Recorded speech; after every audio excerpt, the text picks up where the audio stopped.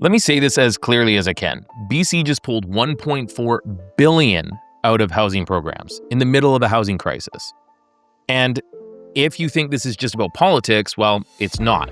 This is one of those boring budget decisions that quietly decides whether homes in BC are going to be cheaper or way more expensive later this decade. Because when you make housing harder to build during a slowdown, you don't create affordability, you create a construction drought. And those always show up later as prices surge. So today I'm going to break down what actually got cut in plain English, the 5 policy moves that make building more expensive, why governments do this in slow markets and why it backfires, a simple per unit example showing how those costs stack up, and what it means for owners, buyers, renewals, investors, and what to watch for next. Now, before we get too deep into these topics, I'm not here to do partisan commentary. I'm here to translate policy into real-world housing math, because government can call something whatever they want, but markets don't always care what you call it. They care what it costs to build. Here's the headline. BC is under real financial pressure. Deficit spending, growing debt, rising interest costs, and their response was to adjust the pace of housing investment. That's the language. But in practice, this is not a gentle tap on the brakes. One of the biggest affordable housing systems, the Community Housing Fund, is being described as effectively closed indefinitely.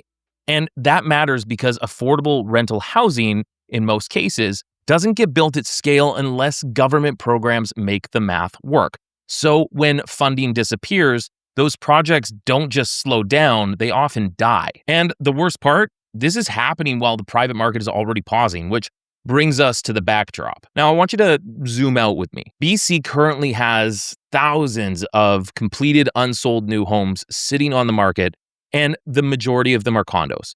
Pre-sales have cooled, projects are being delayed or canceled, and builders are extremely cautious. So if your goal is more housing supply, the classic playbook in a soft market is keep the pipeline alive, keep trades working, keep approvals moving, and use the slowdown to build what you'll need when demand comes back.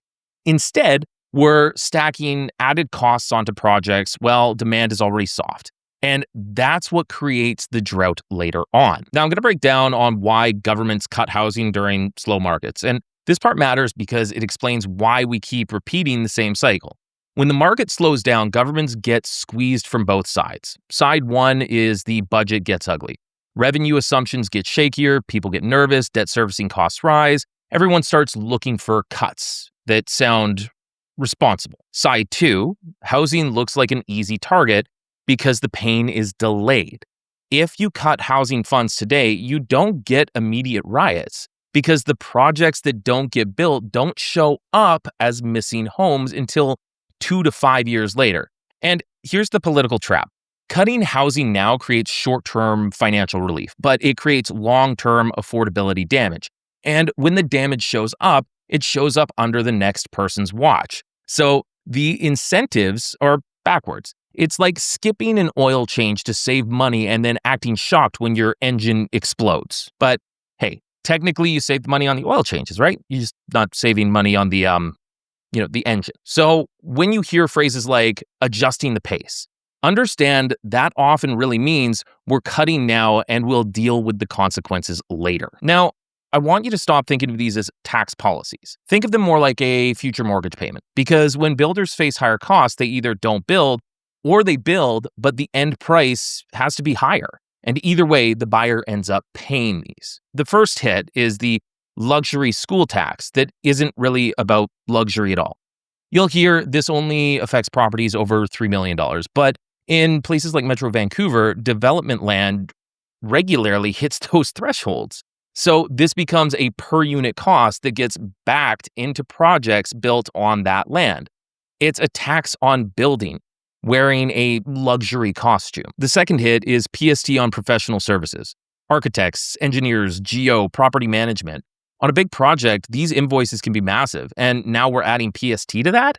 That flows right into the cost per unit, the sales price, the required rent, and the financing feasibility. What does this translate to? Well, it makes projects less viable right when we need them the most. The third hit is speculation and vacancy tax increases. And I really do get why this one gets applause, and I do agree with it, but there is a strategic issue with it. We're doing this during a down cycle when BC needs investment capital to build more housing. Investment capital is mobile. If BC becomes high friction, high tax, unpredictable, money goes elsewhere. And when capital goes elsewhere, starts end up falling. And when starts fall long enough, prices will surge later due to supply and demand. Now, the fourth hit, and this one really kind of pisses me off. I'm going to try not to get mad and be objective about this, but it has to do with property tax deferrals and the interest that's being charged on it. They're increasing it. And the problem with increasing it is the BC deferral program helps seniors stay in their homes by deferring their property taxes until they sell. If the carrying costs of deferring jumps meaningfully, you could push seniors towards selling those larger homes. And that sounds like more listings, yes, until you realize that those seniors now are going to be looking at buying smaller homes and they're going to be buying cash, which makes those unavailable for those first-time home buyers, which means they have nothing to buy. And if we look at those big houses that they're selling, if the first-time home buyers can't buy it, if the seniors aren't going to buy them, who's going to buy them? Corporate landlords who will probably chop them up and make them into expensive rental units with very little space for each tenant. It's just a theory of mine, but honestly, it doesn't help anyone. And I just see it pushing up the cost of living for not only seniors, but first-time home buyers, renters, and everything in between. And finally, the fifth hit, the Affordable Housing Fund being shut down. This is the big one because when affordable housing funds disappear, private developers don't magically step in and build affordable rentals at scale out of goodwill. They're running a business. They're trying to make money. It's a business for them. And they're going to build what makes sense and where it makes sense. So the risk is fewer rental projects that require public support, fewer total starts in the next 12 to 36 months, and a pipeline gap that shows up later as prices potentially become more shocking. This is how you create the exact affordability problem you're claiming to solve. Let me make this real with a simple example. Imagine a 200-unit condo or rental building. Now, let's stack costs the way that they would stack in the real world. The land cost pressure being the first one, including taxes that hit developers and land thresholds. Then you've got professional services and their costs, architects, engineers, consultants, and now they have PST on them.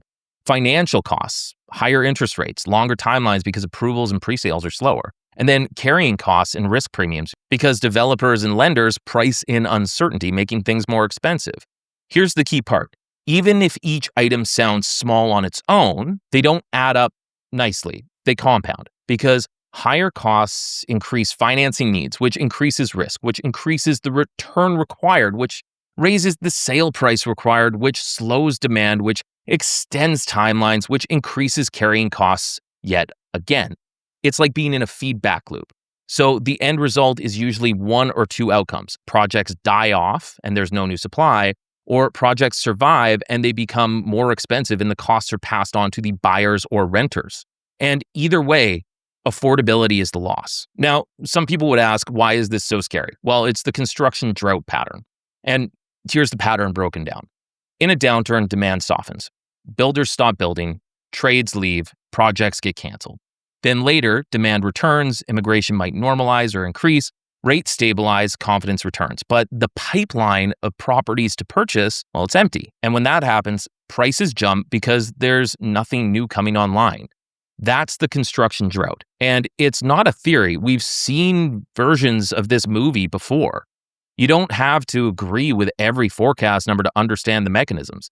Less building now equals higher prices later if demand returns.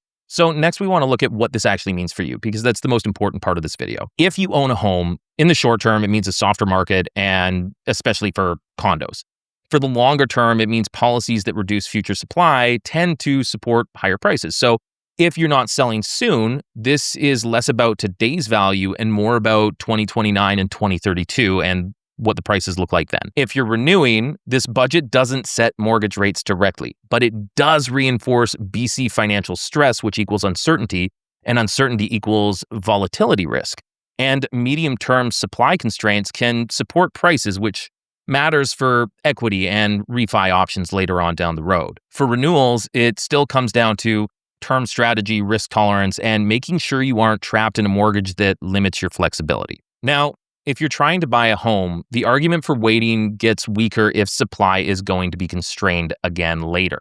But affordability still rules. This isn't a buy now message. This is a get strategic message.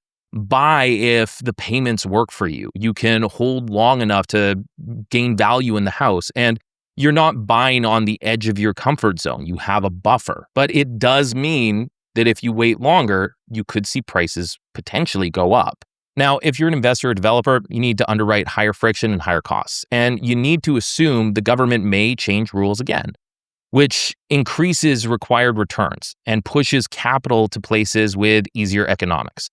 That's what BC is competing with, whether we like it or not. Now, to be fair, not everything here is terrible or negative. We want to be objective. The expanded PTT or property transfer tax exemption mechanism for certain purpose-built rental developments, the ability to secure tenants earlier, well, that helps financing feasibility. Is it a complete fix? No, but it's a particular improvement. And if we're going to be critical, we should also be, able to point out the things that are done correctly. So here's the bottom line. This budget looks like a fiscal management on paper, but from the housing lens, it risks creating a construction drought in the exact window where we need to be keeping that pipeline alive and full. And if that drought happens, future affordability gets worse, not better. Here are the 3 things that I'm currently watching for and what you should probably be keeping an eye on as well. The first one is housing starts, especially in places like Metro Vancouver. The second one being project cancellations or presale absorptions and things like that. The third is any federal response that either fills the gap or repeats the same playbook that we've seen so many times in the past. And if you're renewing or planning to purchase this year and you want the boring but important math run for you, payments, terms, strategy, flexibility, there's a link down in the description below where you can book a call with me or my team where we can discuss your numbers and how they work and what you can do next. Don't guess on this stuff and don't just go off headlines. Run the numbers and plan the numbers accordingly so they work for you. My name's Myles Nowik, owner of the Nowik Mortgage Team, powered by Indy Mortgage. Thanks so much for tuning in. We'll catch you on the next one.